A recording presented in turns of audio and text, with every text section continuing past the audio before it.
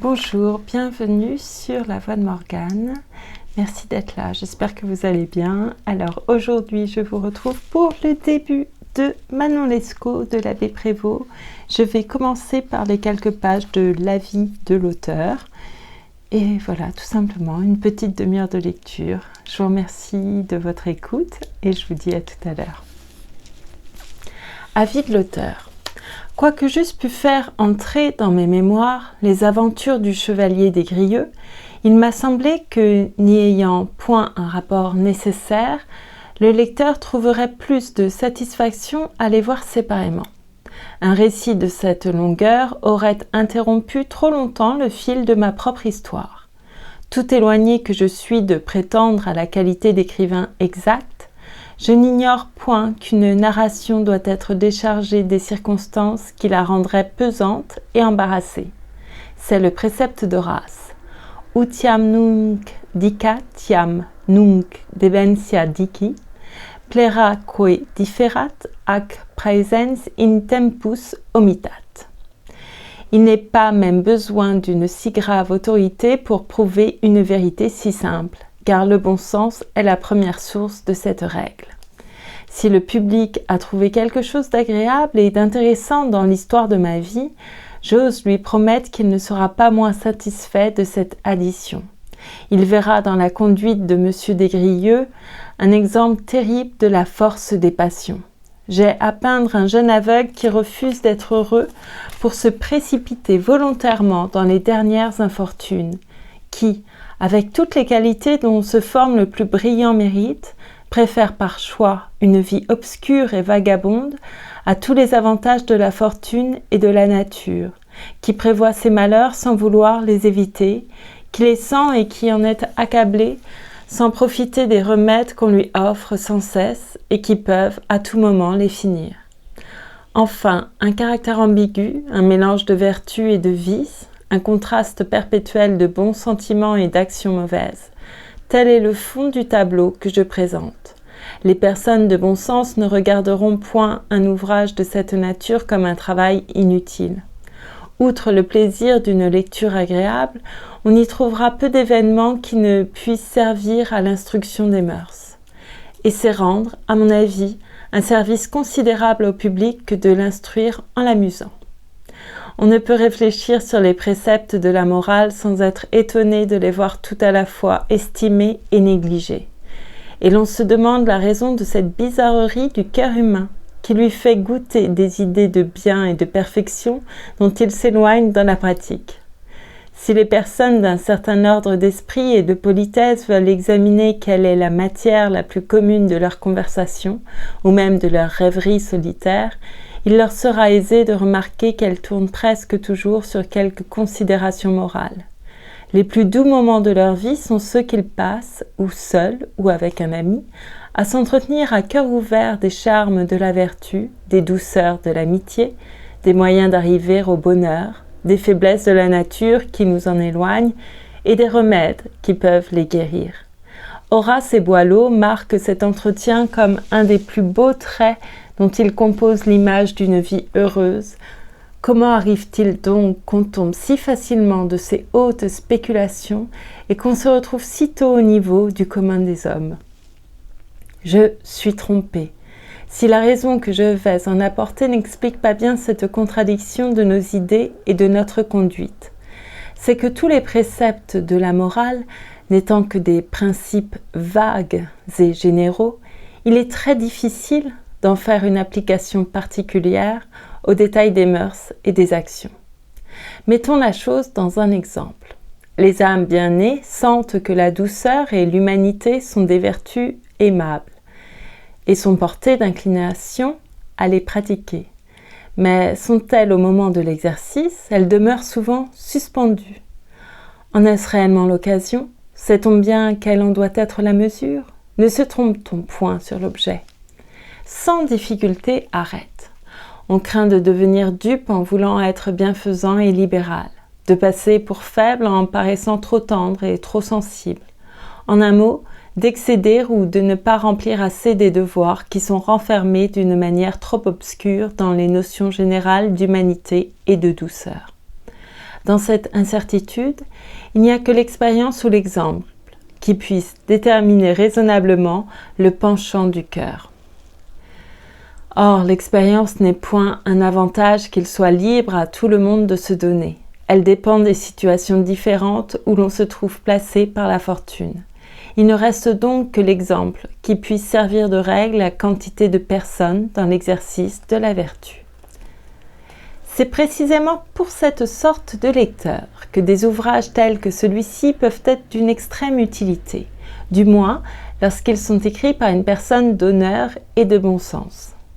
Chaque fait qu'on y rapporte est un degré de lumière, une instruction qui supplée à l'expérience. Chaque aventure est un modèle d'après lequel on peut se former.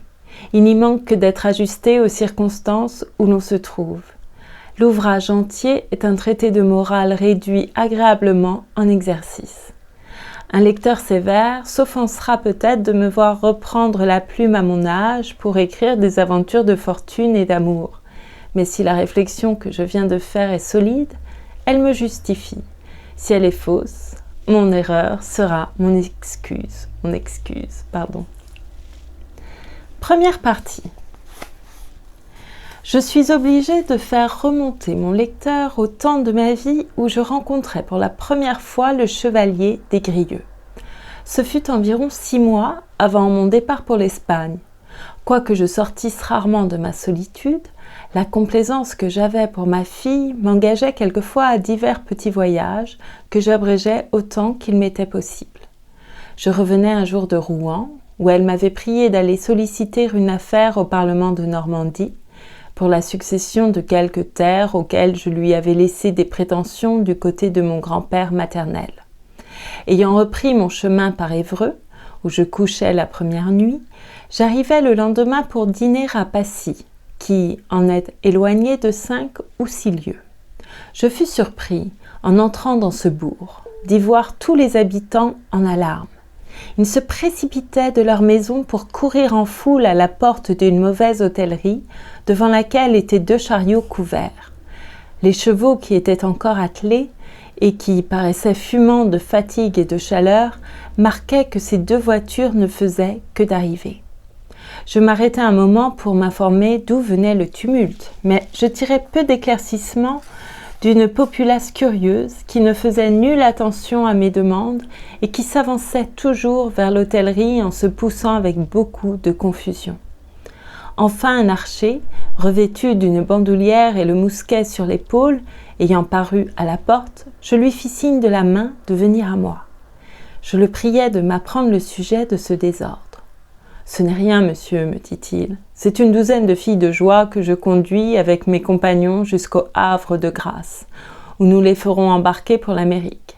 Il y en a quelques-unes de jolies et c'est apparemment ce qui excite la curiosité de ces bons paysans. » J'aurais passé après cette explication si je n'eusse été arrêtée par les exclamations d'une vieille femme qui sortait de l'hôtellerie en joignant les mains et criant que c'était une chose barbare, une chose qui faisait horreur et compassion. « De quoi s'agit-il donc ?» lui dis-je. « Ah, monsieur, entrez !» répondit-elle, « et voyez si ce spectacle n'est pas capable de fendre le cœur. » La curiosité me fit descendre de mon cheval, que je laissais à mon palefrenier. J'entrai avec peine, en perçant la foule, et je vis en effet quelque chose d'assez touchant. Parmi les 12 filles, qui étaient enchaînées 6 à 6 par le milieu du corps, il y en avait une dont l'air et la figure étaient si peu conformes à sa condition qu'en tout autre état je l'eusse prise pour une personne du premier rang. Sa tristesse et la saleté de son linge et de ses habits l'enlaidissaient si peu que sa vue m'inspira du respect et de la pitié. Elle tâchait néanmoins de se tourner, autant que sa chaîne pouvait le permettre, pour dérober son visage aux yeux des spectateurs. L'effort qu'elle faisait pour se cacher était si naturel qu'il paraissait venir d'un sentiment de modestie.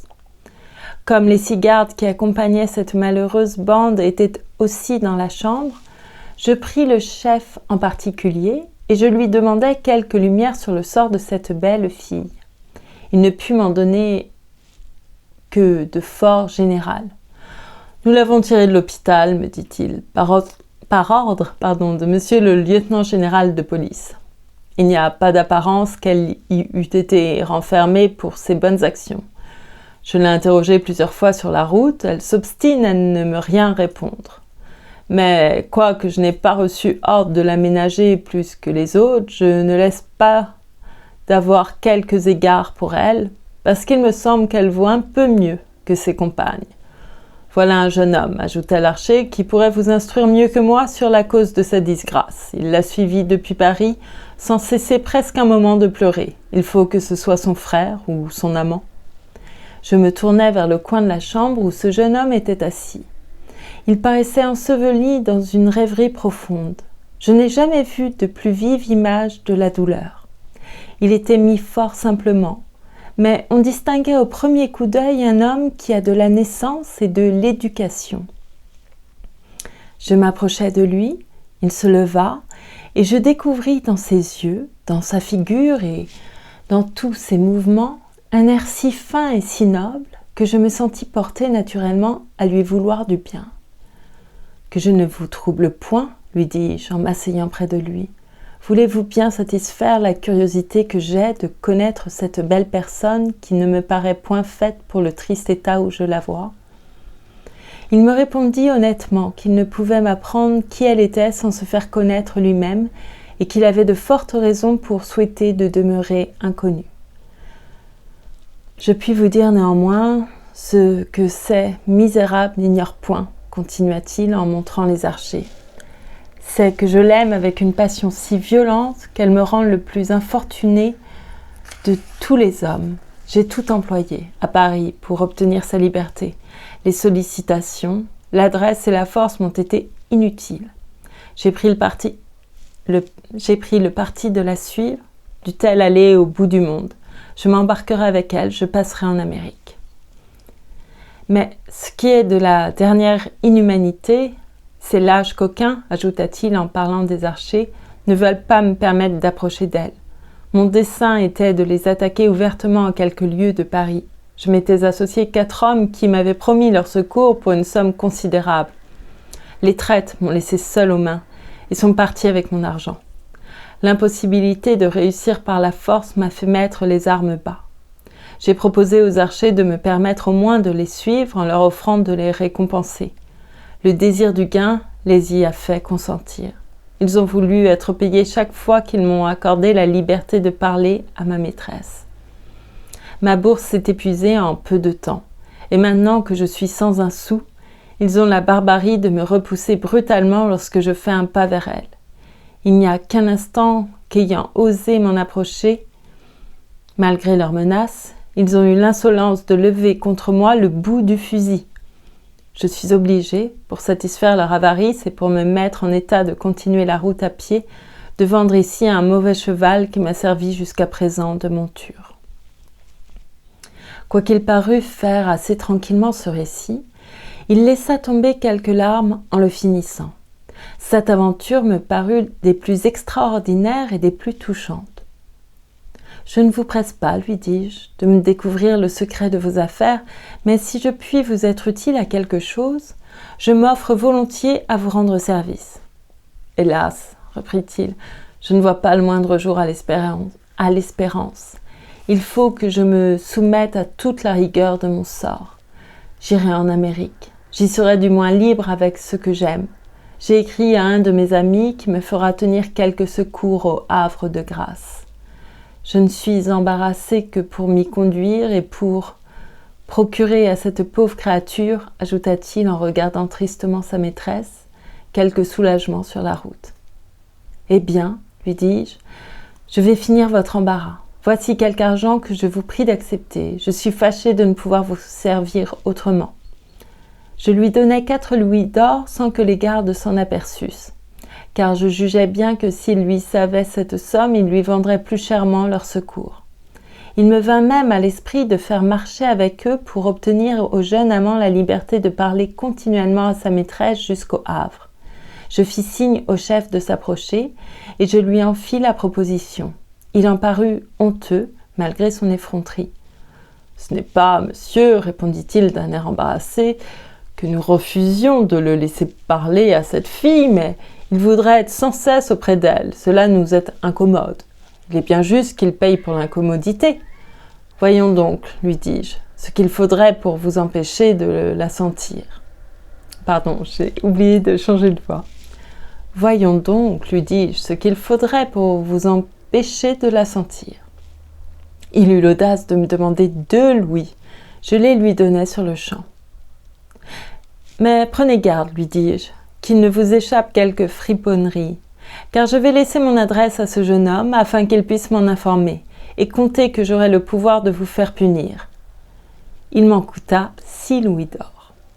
La bonne grâce et la vive reconnaissance avec lesquelles ce jeune inconnu me remercia achevèrent de me persuader qu'il était né quelque chose et qu'il méritait ma libéralité.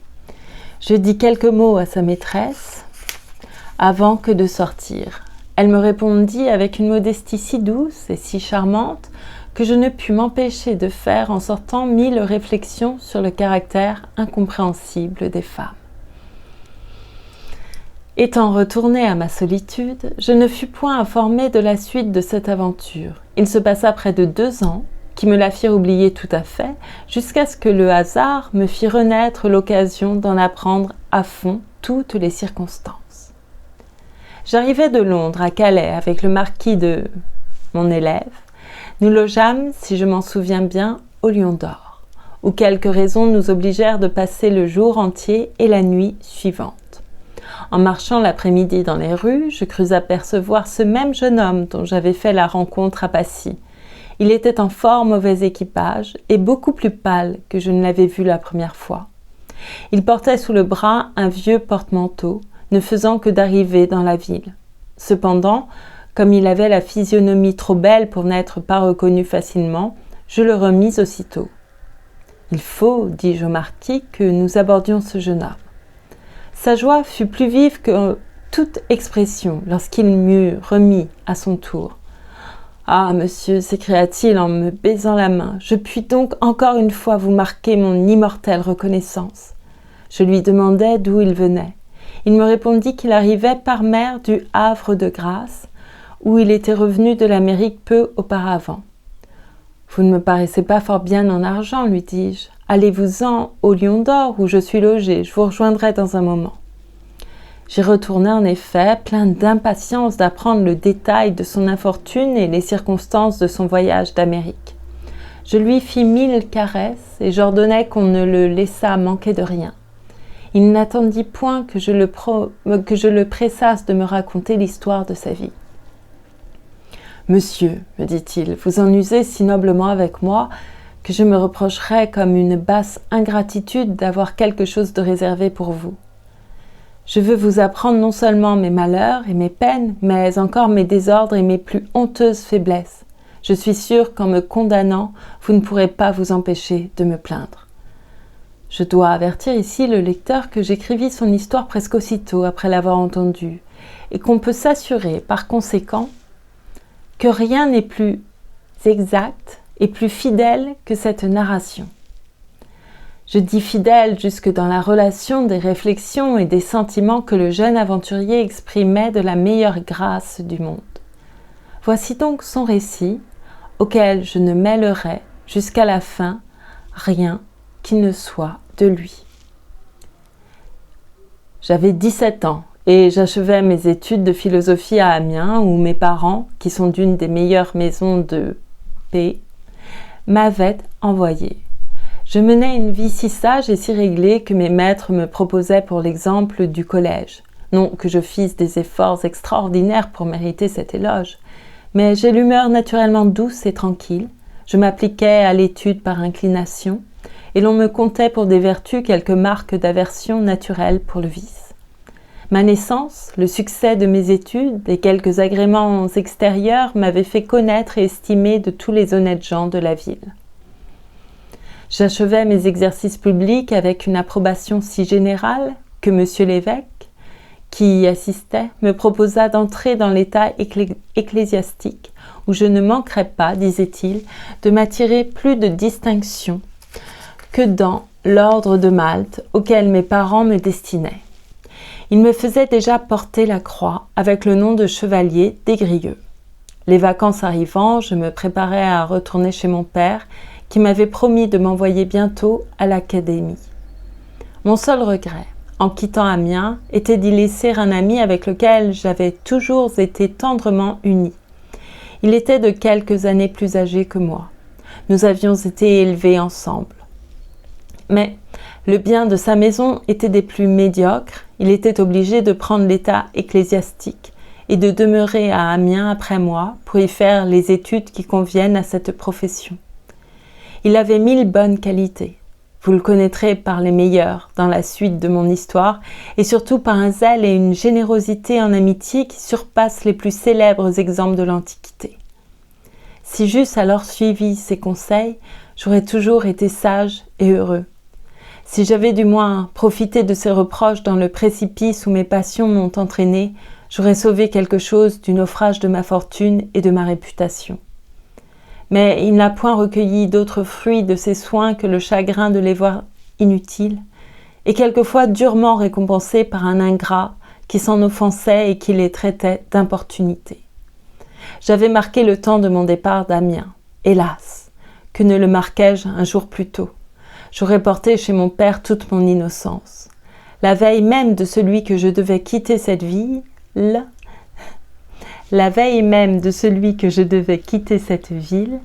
étant à me promener avec mon ami qui s'appelait Tiberge, nous vîmes arriver le coche d'Arras et nous le suivîmes jusqu'à l'hôtellerie où ses voitures descendent. Nous n'avions pas d'autre motif que la curiosité. Il en sortit quelques femmes qui se retirèrent aussitôt, mais il en resta une, fort jeune, qui s'arrêta seule dans la cour pendant qu'un homme d'un âge avancé qui paraissait lui servir de conducteur, s'empressait de faire tirer son équipage des paniers. Elle me parut si charmante que moi, qui n'avais jamais pensé à la différence des sexes, ni regardé une fille avec un peu d'attention, moi, dis-je, dont tout le monde admirait la sagesse et la retenue, je me trouvais enflammée, tout d'un coup, jusqu'au transport. J'avais le défaut d'être excessivement timide et facile à déconcerter. Mais loin d'être arrêtée alors par cette faiblesse, je m'avançai vers la maîtresse de mon cœur. Quoiqu'elle fût encore moins âgée que moi, elle reçut mes politesses sans paraître embarrassée. Je lui demandai ce qui l'amenait à Amiens et si elle y avait quelques personnes de connaissance. Elle me répondit ingénument qu'elle y était envoyée par ses parents pour être religieuse. L'amour me rendait déjà si éclairé depuis un moment qu'il était dans mon cœur, que je regardais ce dessein comme un coup mortel pour mes désirs. Je lui parlais d'une manière qui lui fit comprendre mes sentiments, car elle était bien plus expérimentée que moi. C'était malgré elle qu'on l'envoyait au couvent, pour arrêter sans doute son penchant au plaisir qui s'était déjà déclaré et qui a causé dans la suite tous ses malheurs et les miens, et qui a causé dans la suite tous ses malheurs et les miens. Je combattis la cruelle intention de ses parents par toutes les raisons que mon amour naissant et mon éloquence scolastique purent me suggérer. Elle n'affecta ni rigueur ni dédain. Elle me dit, après un moment de silence, qu'elle ne prévoyait que trop qu'elle allait être malheureuse, mais que c'était apparemment la volonté du ciel, puisqu'il ne lui laissait nul moyen de l'éviter. La douceur de ses regards, un air charmant de tristesse en prononçant ces paroles, ou plutôt l'ascendant de ma destinée qui m'entraînait à ma perte, ne me permirent pas de balancer un moment sur ma réponse. Je l'assurai que si elle voulait faire quelque fond sur mon honneur et sur la tendresse infinie qu'elle m'inspirait déjà, j'emploierais ma vie pour la délivrer de la tyrannie de ses parents et pour la rendre heureuse. Je me suis étonnée 1000 fois, en y réfléchissant, d'où me venait alors tant de hardiesse et de facilité à m'exprimer. Mais on ne ferait pas une divinité de l'amour s'il n'opérait souvent des prodiges. J'ajoutais 1000 choses pressantes. Ma belle inconnue savait bien qu'on n'est point trompeur à mon âge. Elle me confessa que si je voyais quelque jour à la pouvoir mettre en liberté, elle croirait m'être redevable de quelque chose de plus cher que la vie. Je lui répétais que j'étais prêt à tout entreprendre, mais n'ayant point assez d'expérience pour imaginer tout d'un coup les moyens de la servir, je m'en tenais à cette assurance générale qui ne pouvait être d'un grand secours ni pour elle ni pour moi. Son vieil Argus étant venu nous rejoindre, mes espérances allaient échouer si elle n'eût eu assez d'esprit pour suppléer à la stérilité du mien. Je fus surpris, à l'arrivée de son conducteur, qu'elle m'appela son cousin, et que, sans paraître déconcerter le moins du monde, elle me dit que, puisqu'elle était assez heureuse pour me rencontrer à Amiens, elle remettait au lendemain son entrée dans le couvent, afin de se procurer le plaisir de souper avec moi. J'entrais fort bien dans le sens de cette ruse. Je lui proposais de se loger dans une hôtellerie dont le maître, qui s'était établi à Amiens après avoir été longtemps cocher de mon père, était dévoué entièrement à mes ordres. Je l'y conduisis moi-même, tandis que le vieux conducteur paraissait un peu murmuré, et que mon ami Tiberge, qui ne comprenait rien à cette scène, me suivait sans prononcer une parole. Il n'avait point entendu notre entretien. Il était demeuré à se promener dans la cour pendant que je parlais d'amour à ma belle maîtresse. Comme je redoutais sa sagesse, je me défis de lui par une commission dont je le priais de se charger. Ainsi j'eus le plaisir, en arrivant à l'auberge, d'entretenir seule la souveraine de mon cœur. Je reconnus bientôt que j'étais moins enfant que je ne le croyais. Mon cœur s'ouvrit à 1000 sentiments de plaisir dont je n'avais jamais eu l'idée. Une douce chaleur se répandit dans toutes mes veines. J'étais dans une espèce de transport qui m'ôta pour quelque temps la liberté de la voix et qui ne s'exprimait que par mes yeux. Mademoiselle Manon Lescaut, c'est ainsi qu'elle me dit qu'on la nommait, parut fort satisfaite de cet effet de ses charmes. Je crus apercevoir qu'elle n'était pas moins émue que moi. Elle me confessa qu'elle me trouvait aimable et qu'elle serait ravie de m'avoir obligation de sa liberté.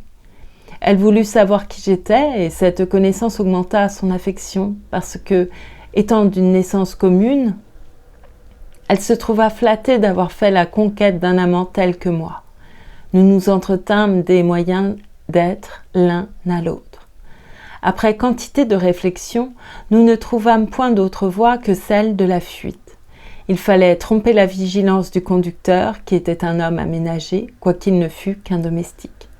Nous réglâmes que je ferais préparer pendant la nuit une chaise de poste et que je reviendrais de grand matin à l'auberge avant qu'il fût éveillé, que nous nous déroberions secrètement et que nous irions droit à Paris, où nous nous ferions marier en arrivant. J'avais environ 50 écus, qui étaient le fruit de mes petites épargnes. Elle en avait à peu près le double. Nous nous imaginâmes, comme des enfants sans expérience, que cette somme ne finirait jamais et nous ne comptâmes pas moins sur le succès de nos autres mesures. Après avoir soupé, avec plus de satisfaction que je n'en avais jamais ressenti, je me retirai pour exécuter notre projet. Mes arrangements furent d'autant plus faciles qu'ayant eu dessein de retourner le lendemain chez mon père, mon petit équipage était déjà préparé. Je n'eus donc nulle peine à faire transporter ma malle et à faire tenir une chaise prête pour 5 heures du matin. C'était le temps où les portes de la ville devaient être ouvertes. Mais je trouvai un obstacle dont je ne me défiais point et qui faillit rompre entièrement mon dessein. Tiberge, quoique âgé seulement de 3 ans plus que moi, était un garçon d'un sens mûr et d'une conduite fort réglée. Il m'aimait avec une tendresse extraordinaire. La vue d'une aussi jolie fille que mademoiselle Manon, mon empressement à la conduire et le soin que j'avais eu de me défaire de lui en l'éloignant, lui firent naître quelques soupçons de mon amour. Il n'avait osé revenir à l'auberge où il m'avait laissé, de peur de m'offenser par son retour. Mais il était allé m'attendre à mon logis, où je le trouvai en arrivant, quoiqu'il fût 10 heures du soir. Sa présence me chagrina. Il s'aperçut facilement de la contrainte qu'elle me causait. « Je suis sûr, me dit-il sans déguisement, que vous méditez quelque dessein que vous me voulez cacher. Je le vois à votre air. » Je lui répondis assez brusquement que je n'étais pas obligée de lui rendre compte de tous mes desseins. « Non, reprit-il, Mais vous m'avez toujours traité en ami, et cette qualité suppose un peu de confiance et d'ouverture. Il me pressa si fort et si longtemps de lui découvrir mon secret que, n'ayant jamais eu de réserve avec lui, je lui fis l'entière confidence de ma passion. Il la reçut avec une apparence de mécontentement qui me fit frémir. Je me repentis surtout de l'indiscrétion avec laquelle je lui avais découvert le dessein de ma fuite. Il me dit qu'il était trop parfaitement mon ami pour ne pas s'y opposer de tout son pouvoir, qu'il voulait me représenter d'abord tout ce qu'il croyait capable de m'en détourner, mais que si je ne renonçais pas ensuite à cette misérable résolution, il avertirait des personnes qui pourraient l'arrêter à coup sûr. Il me tint là-dessus un discours sérieux qui dura plus d'un quart d'heure et qui finit encore par la menace de me dénoncer si je ne lui donnais ma parole de me conduire avec plus de sagesse et de raison.